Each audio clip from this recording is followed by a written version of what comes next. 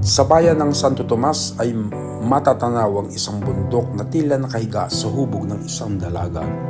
Bundok na may dalang hiwaga na ayon sa sinaunang kwento ay may nagbabantay na isang diwata. Sa paanan ng bundok makikita ang lagusan ng tagapagbantay nito. At doon makikita ang diwata na bumababa sa bayan at nakikisalamuha sa mga taga rito. Minsan, ang diwata ay nagaanyang tindera, kapitbahay, at kalimitan ay isang kaibigan na tumutulong at nagsisilbing sandigan. At sa mga mata niya, makikita ang tunay na hiwaga at lakas ng bayan ng Santo Tomas. Unang namangha ang diwata sa kasipagan ng mga Tomasino sa kanilang kabuhayan at prinsipyo.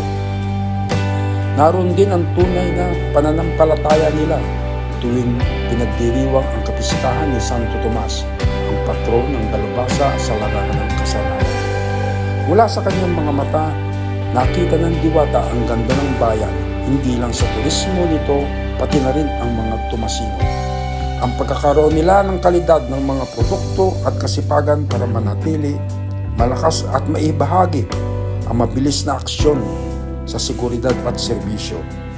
Ang ngiti at sigla ng mga Tomasino ay isang patunay na kahit anumang hamon ang dumating sa kanilang buhay, ay mananatili silang malakas at may pagkakaisa. Higit sa lahat, ang pag-asa ng mga Tomasino ay ang mga kabataan nito. Pag-asa magpapatuloy at magdadala ng karangalan sa bayan ng Santo Tomas.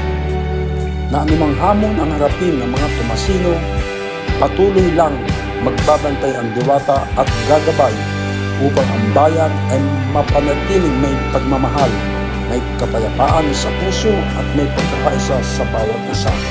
Malinis na hangarin ng diwata ang hiling niya dahil nasa puso ng bawat Tomasino ang sinisimbolo sa tunay na pagtas ng pagbabago.